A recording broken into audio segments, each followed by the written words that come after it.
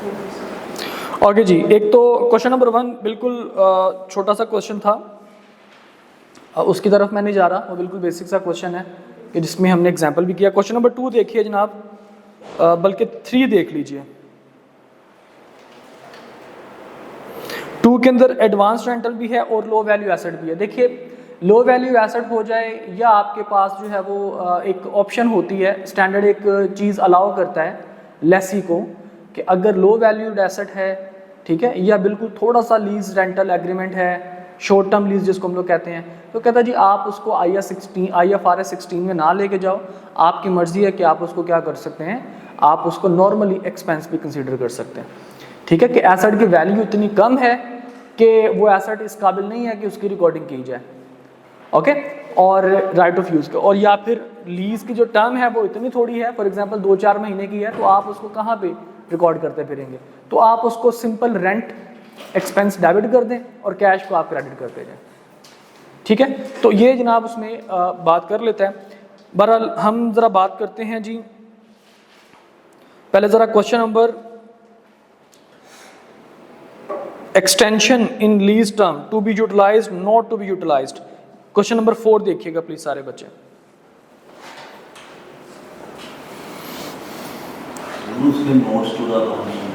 Advance के वो इसी में कवर करवा देंगे हम आपको। देखिए जी, अगर तो एक्सटेंशन पीरियड, हमने कहा था एक्सटेंशन पीरियड भी हम कंसीडर करते हैं आपके लीज टर्म के अंदर, ठीक है, वो सर्टन सिचुएशंस होती हैं, तो अब यहाँ पे डिस्कस कर लेते हैं जनाब। हम कहते हैं जो following are the terms of lease agreement commenced on 1 July 2015। Lease term 5 years, interest rate 16%, annual rentals 2 lakh रुपए। अब ये जस्ट इस क्वेश्चन में आपको ये हमने समझाना है कि लीज टर्म में अगर चेंज आ जाए तो आपने उसको कैसे कैलकुलेट करना है और उसको कैसे आपने स्केड्यूल बना के उसको उसकी एंट्रीज वगैरह आपने पास करनी है। तो कहता है जनाब आपके पास the lease term can be extended to 7 years if the lessee agrees to it at the end of lease term, the rentals for the new term shall be 10% lower. Okay, तो जो नया रेंटल होगा वो क्या होगा, 10% क्या होगा, कम होगा। मतलब अगर ये 2 लाख रुपए है 5 साल तक, तो छठे और 7वें साल में क्या हो जाएगा, ये 1,80,000 रुपये हो जाएगा। ठीक है, कहते जी accounting entries if the lessee initially decides to keep the lease term to 5 years. अगर उसने ये डिसाइड कर लिया कि जनाब वो 5 साल तक रखेगा तो ठीक है। एक क्वेश्चन है, सेकंड क्वेश्चन है हमारे पास कि अगर वो इनिशियली डिसाइड करता है कि मैंने 7 साल तक जाना तो ओके जी। तो अब ज़रा हम इसका देखते हैं कि हम इसको कैसे सॉल्व कर सकते हैं। सबसे पहले तो बेटा हमने इसकी करनी है जनाब क्या इसको कहते हैं,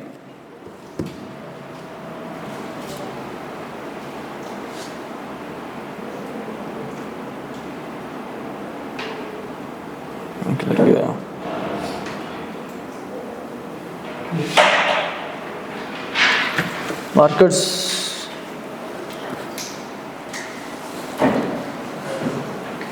बाहर क्यों नहीं बैठा अभी?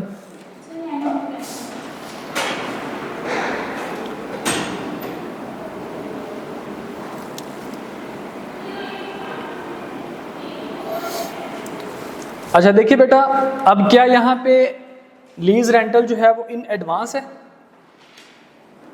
पढ़िए जरा क्या लिखा हुआ है। लीज रेंटल इज ₹2 लाख, ऐसा ही है, कुछ और लिखा हुआ है यहाँ पे इन एरियर इन एडवांस। तो जब कुछ भी ना लिखा हो तब हम इसको मान लेते हैं कि ये आपके पास क्या है, इन एरियर्स। ठीक है, अच्छा अब 2 हमारे पास ऑप्शन है। नंबर 1 हम कहते हैं जी या तो हम क्या कर सकते हैं 5 साल तक, नंबर 2 हमारे पास है जी हम इसको 7 साल तक एक्सटेंड कर सकते हैं। तो 5 साल वाला तो मसला ही कोई नहीं ना, वो बहुत आसान सी चीज़ है, हम सिंपल उसकी कैलकुलेशन करेंगे, उसके एंट्रीज पास करेंगे, दैट्स इट। ठीक है, अच्छा जी अब जरा 5 साल वाले की हम लोग पहले बात कर लेते हैं। तो 5 साल वाले के साथ हम क्या सलूक करेंगे जी, 5 साल वाले के साथ हम सलूक ये करेंगे, हम उसकी निकालेंगे प्रेजेंट वैल्यू। कितनी प्रेजेंट वैल्यू हम लोग निकालेंगे जनाब, हम कहेंगे 2 लाख रुपए, और क्योंकि एरियर है तो इस वजह से मुझे एडवांस लिखने की जरूरत नहीं है। 1 - 1 प्लस इंटरेस्ट रेट कितना था 16%, raise to power -5 divided by 0.16। जी बेटा ये कौन सा केस है जी हम कर रहे हैं? 5 ईयर्स वाला। ये मैं कैलकुलेशन पहले करवा दूंगा, एंट्रीज आपको पता है ये 3 एंट्रीज ही पूरे साल में पास होंगे। जी बेटा 654 859 बस, और कुछ नहीं है। अच्छा जी, पॉइंट आगे कुछ नहीं है, राउंड ऑफ करते, ठीक है। अच्छा जनाब ये आपके पास प्रेजेंट वैल्यू आ गई किसके लिए? लीज अपना लीज टर्म की और 5 ईयर्स के लिए। तो इसमें कैलकुलेशन आप उसके बाद आपको पता है कि पहले आप जनरल एंट्री क्या पास करेंगे, 1/7/2015 को right of used asset debit करेंगे और लीज लायबिलिटी क्या करेंगे, क्रेडिट करेंगे जी। 654859 654859। उसके बाद आप दूसरी एंट्री पास करेंगे कब जाके, 30/6/2016 पे जाके क्या क्या काम करेंगे जनाब? एक तो इंटरेस्ट एक्सपेंस, और आपको पता है कि स्केड्यूल आप किस तरह से इसका बनाएंगे। स्केड्यूल में यहाँ पे थोड़ा सा बना देता हूँ, कैलकुलेशन उस हिसाब से फिर हम लोग कर लेंगे। Opening years, opening, interest, payment और क्लोजिंग। तो क्योंकि ये एडवांस नहीं है तो मैं इसको 1 से स्टार्ट करूंगा। तो ओपनिंग कितना था जनाब? 654859।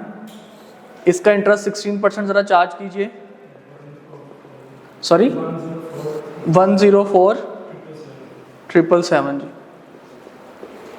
और पेमेंट मैंने कितनी करनी है इसकी? 2 लाख रुपए जी। तो क्लोजिंग ज़रा मुझे बता दीजिए।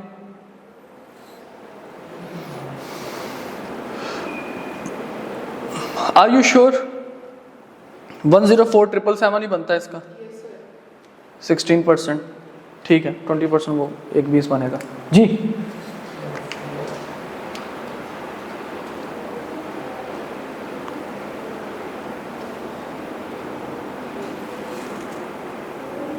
इन दोनों को ऐड करना है, इसको माइनस करवाना है। कैलकुलेशन सारे किया करें, सारे प्लीज जी बेटा। 559636। सेकेंड ईयर में जनाब यही आपके पास ओपनिंग बन जाएगा 559636। इसका 16% कितना आएगा? 89542। और 2 लाख रुपए हम इसमें से माइनस करवाएंगे तो रिमेनिंग 449178। और ये ऐसे ही चलता जाएगा 5 सालों तक, ठीक है। मैं उसको मुकम्मल नहीं कर रहा, मेरा जो असल मकसद है वो लीज टर्म का एक्सटेंशन बताना है। तो इंटरेस्ट एक्सपेंस डेबिट कर देंगे जनाब कितने से? 104,777 से। कैश हम लोग क्रेडिट कर देंगे कितने से? 2 लाख रुपए से। और हम डेबिट किसको करेंगे? लीज लायबिलिटी को, क्योंकि हम जो पेमेंट कर रहे हैं वो इंटरेस्ट अक्कर होने के बाद कर रहे हैं, ठीक है। जैसे हमारा इंटरेस्ट एक्रू हुआ उसके बाद हमने पेमेंट की, तो सबसे पहले इंटरेस्ट एडजस्ट होगा जी बेटा। सॉरी लें जनाब, ओके। और आपको पता है फिर एक और एंट्री हम लोग पास करेंगे 30/6/2016 पे ही, और वो कौन सी एंट्री होगी? डेप्रिसिएशन की। क्योंकि अब मुझे यहाँ पे नोट्स अकाउंट्स नहीं बनाने, तो मैं डेप्रिसिएशन को डायरेक्टली चार्ज करवा सकता हूँ किसमें? राइट ऑफ यूज में, ठीक है। अगर आप चाहें तो आप इसको पहले एक्यूमुलेटेड में ले जाइए, उसके बाद फिर इसको राइट ऑफ यूज में ले जाइए। तो depreciation to write off use मैं यहाँ पे लिख रहा हूँ जी बेटा। डेप्रिसिएशन कितनी होगी राइट ऑफ यूज, यानी कि हम कितना इसको डेप्रिशिएट करेंगे एसेट को? राइट ऑफ यूज में मेरे पास कितना था? इतने का ही था। कितने लीज टर्म थी, कितने टाइम की? 5 साल की, तो उसको 5 पे डिवाइड कर दूंगा। सॉरी जी 972, तो 130,972। ओके जी। तो जनाब ये मेरे पास इसी तरह से फिर अगले साल 30/6/17 के अंदर ये 2 एंट्रीज पास होंगी, वो तीसरी वाली, क्योंकि वो एक दफ़ा रिकॉर्ड हम लोग करते हैं। ओके जनाब। अच्छा, अब जनाब हम बात करते हैं कि हम सेकंड हमारी जो ऑप्शन है कि जिसमें हम लोग लीज अपने लीज टर्म को एक्सटेंड कर सकते हैं। देखिए बेटा, ये 5 साल वाला तो है ही है, ये 5 साल वाला तो है ही है। मैं ये मिटाने लगूंगी नीचे एंट्रीज।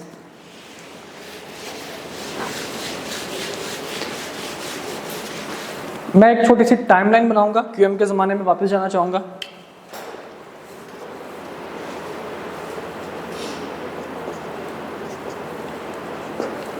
कहते जी इस दौरान तो मैं आपको कितना दूंगा, 2 लाख रुपए पर ईयर, और इन 2 सालों में मैं आपको कितना दूंगा, 180,000। ओके। इनकी जब मैं प्रेजेंट वैल्यू निकालूंगा, ये वाली अमाउंट यहाँ पे तमाम अमाउंट जीरो पे आ गई है, क्योंकि eight the end of year पहला शुरू हो रहा था।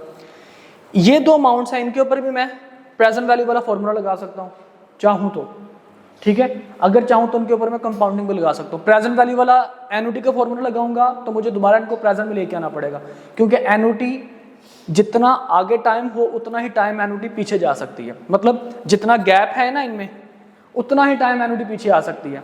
इनमें 1 साल का गैप है पेमेंट्स के दरमियान, तो ये ज़्यादा से ज़्यादा 1 साल पीछे आ जाएगी प्रेजेंट वैल्यूज़ की। तो मुझे इसके ऊपर एनुटी वाला फॉर्मूला लगाने के बाद मुझे इसके ऊपर दोबारा फिर से कंपाउंडिंग वाला फॉर्मूला लगाना पड़ेगा जीरो पे लेके आने के लिए। समझ आ रही है बात की? मैं इसकी कैलकुलेशन करता हूँ, आप लोगों के लिए ज़रा ईजी हो जाएगा। 2 तरह से हम इसकी कैलकुलेशन कर सकते हैं, या तो अलग अलग दोनों को उठा के जीरो पे ले जाएं, इसको 6 साल पीछे ले जाएं, इसको 7 साल पीछे ले जाएं, ऐसे भी कर सकते हैं। या फिर दोनों के ऊपर एनुटी वाला फॉर्मूला लगा दें, ठीक है, और उसके बाद उसको उठा के जीरो पे यानी कि 5 साल पीछे ले जाएं। तो मैं ऐसा करता हूँ, क्योंकि हो सकता है यहाँ पे 2 टर्म्स हैं, हो सकता है कि आगे चेंज हो जाए, यानी कि ज़्यादा टर्म्स आपके पास आ जाए।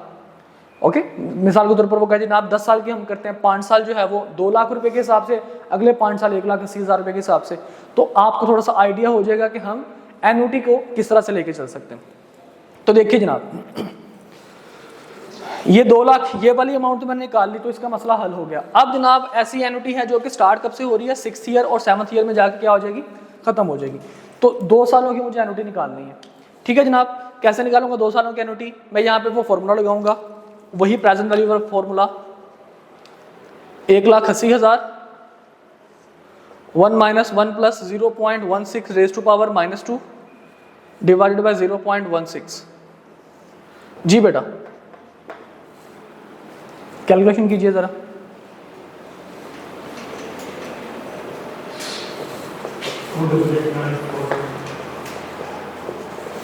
288,942 जनाब। अच्छा, अब ये जो अमाउंट थी 180, ये दोनों अमाउंट्स जो है वो यहाँ पे निकली हैं कितनी, 288,942। अब ये अमाउंट सिंगल है, ये रेगुलर अमाउंट नहीं है। एनुटी का कॉन्सेप्ट इसके ऊपर अप्लाई नहीं हो सकता। क्यों? क्योंकि मुझे वापस आने के लिए या तो एनुटी लगानी पड़ती है या फिर कंपाउंडिंग। तो एनुटी मैं उस सिचुएशन में लगाता हूँ जब मेरे पास अमाउंट रेगुलर हो और फिक्स हो। तो यहाँ पे सिंपली मैं क्या करूँगा, कंपाउंडिंग लगाऊंगा प्रेजेंट वैल्यू पे जाने के लिए। तो इसको प्रेजेंट वैल्यू, इसको मैं कंसीडर कर लूँगा फ्यूचर वैल्यू और इसकी प्रेजेंट वैल्यू निकाल लूँगा। कैसे? मैं कहता हूँ जनाब मुझे अगर प्रेजेंट वैल्यू निकालनी है, कौन से फॉर्मूला के साथ, S × 1 + I/m raise to power -m × n, ठीक है जी। या फिर मैं इसको ये लिख सकता हूँ, प्रेजेंट वैल्यू बराबर है 288,942 × 1 + 0.16 रेज़ टू पावर -5, क्योंकि मुझे 5 साल पीछे आना है। जी बेटा, 137,569 जी। और इसके अलावा पॉइंट कुछ नहीं है, राउंड ऑफ किया पॉइंट, ठीक है। अब ये मेरे पास जनाब प्रेजेंट वैल्यू आ गई कौन सी, 180 वाली। अब जीरो पे खड़ा होके 2 मेरे पास अमाउंट्स आ गई हैं। अगर मैं 7 साल पे एक्सटेंशन पे जाता हूँ, कौन सी अमाउंट आ गई जनाब मेरे पास, टोटल जो लीज लायबिलिटी है दैट इज 654859 और 137569, दोनों को ऐड करूंगा, मुझे बताइएगा क्या आंसर है।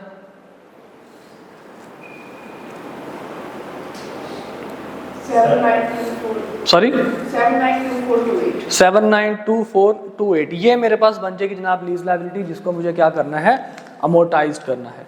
तो अब यहाँ पे अमोर्टाइजेशन स्केड्यूल के अंदर 7 साल के अमोर्टाइजेशन के अंदर क्या आएगी जनाब, ये वाली अमाउंट आएगी।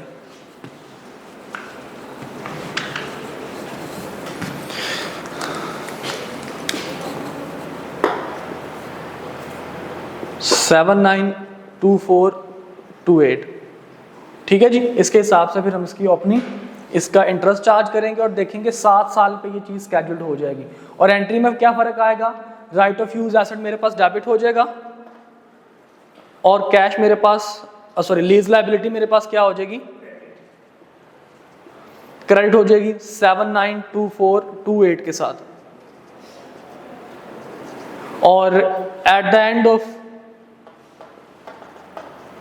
ईयर 30/6/2016 को मैं क्या करूंगा, इसका इंटरेस्ट एक्रू हो चुका होगा, इंटरेस्ट एक्सपेंस डेबिट करूंगा, उतनी देर में मैं पेमेंट भी करूंगा और उसके बाद जनाब कैश क्रेडिट हो चुका होगा और जो दरमियान वाली अमाउंट होगी दैट वुड बी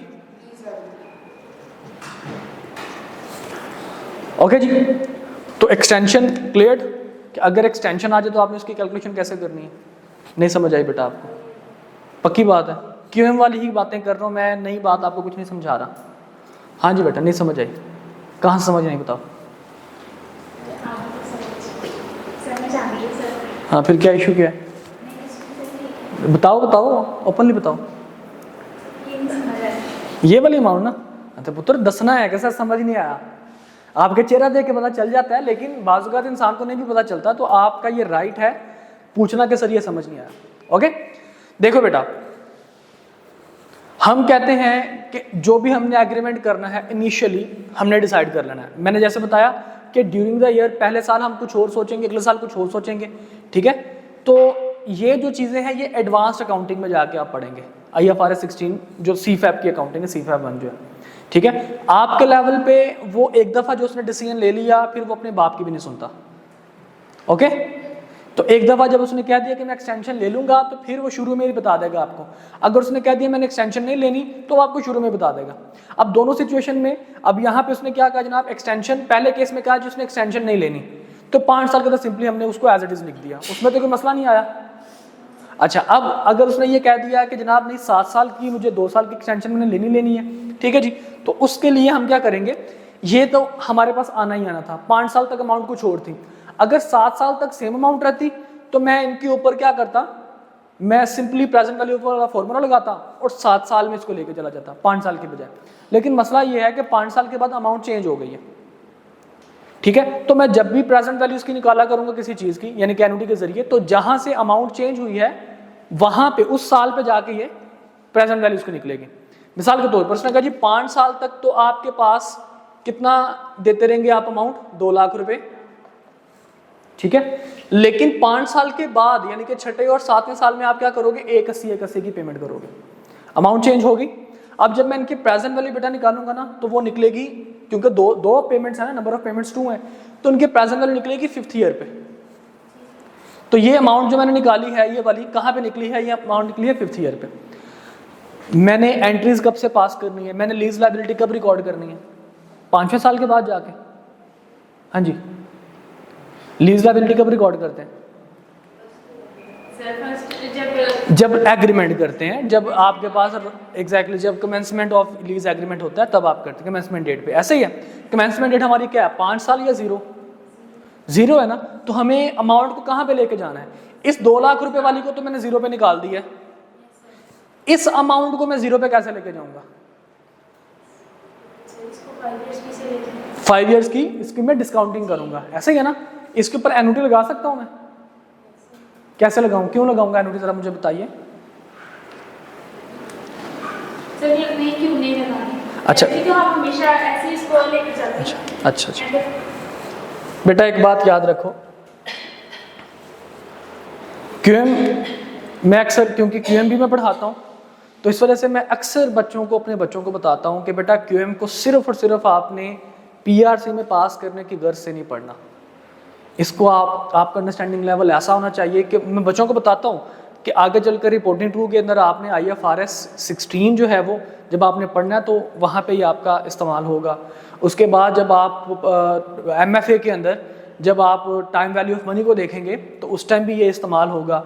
उसके बाद BFD में जाके जब आप फाइनेंशियल एनालिसिस कर रहे होगे तो जब फाइनेंशियल इंस्ट्रूमेंट्स के जनाब जब आप अपना अमोर्टाइजेशन कर रहे होगे तो उस टाइम भी ये इस्तेमाल होगा। QM का जो है, और जब ये BFD में इस्तेमाल हो रहा है तो फिर आगे चलकर ये MSA 1 में भी इस्तेमाल होगा, MSA 1 MSA 2 के अंदर। तो मैंने कहा जी QM का इस्तेमाल आगे चलकर आपके पूरे CA जर्नी के अंदर है, तो इस वजह से आपने इसको अच्छे तरीके से अंडरस्टैंड करना है। तो आपको अब मैं दोबारा फिर बता रहा हूँ, तो बेटा जब भी इवन दो सिर्फ ये नहीं कि ये यहाँ पे आपने पढ़ा और यहीं पे रह गया, इसका इस्तेमाल आगे भी चल के बहुत होना है, ठीक है। तो अब माइंड में बिठा लो कि एन्युटी और कंपाउंडिंग के अंदर क्या फर्क होता है। एन्युटी कब लगाने, दोनों फर्क कोई नहीं है। ये एन्युटी जो है वो इसकी एडवांस फॉर्म है, आप बजाय इसके कि अलग अलग सारी अमाउंट्स को लेके जाएं, ठीक है, आप अलग अलग सारी अमाउंट्स को लेके जाएं, आप इकट्ठी अमाउंट्स को लेके जा सकते हैं, लेकिन उसकी कुछ कंडीशंस हैं। कंडीशन क्या है जी, एन्युटी की डेफिनेशन है। एन्युटी है क्या, हम कहते हैं जनाब a regular fixed payment that is paid और received after are fixed period of time.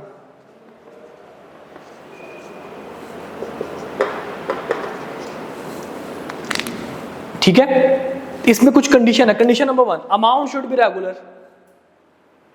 Regular का मतलब क्या होता है, रेगुलर का मतलब क्या होता है, बार बार जमा होने वाली। रेगुलर का मतलब क्या होता है, बार बार जमा होने वाली है। Amount should be fixed, same amount होनी चाहिए। Time period should be fixed, और जो उसकी पेमेंट है उसमें कोई गैप नहीं आना चाहिए। अगर एक पेमेंट पहली पेमेंट के बाद जो दूसरी पेमेंट में 1 साल का गैप है, तो तीसरी पेमेंट में भी 1 साल का गैप होना चाहिए दूसरी के हिसाब से। ओके, तो अब ये मुझे बताओ कि क्या ये अमाउंट बार बार लग रही है?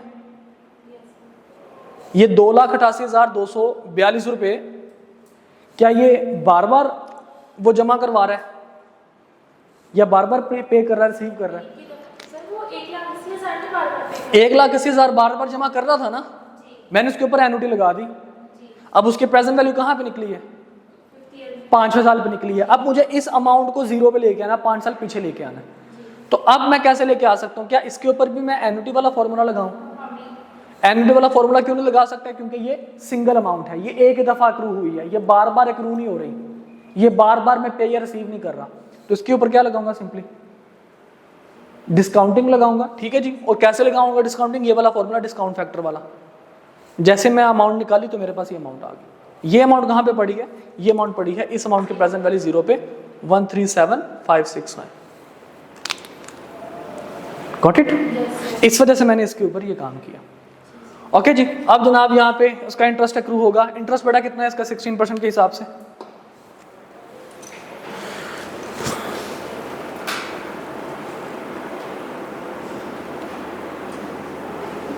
ऐसा कीजिए, इसका स्केड्यूल बना दीजिए फटाफट सारे बच्चे।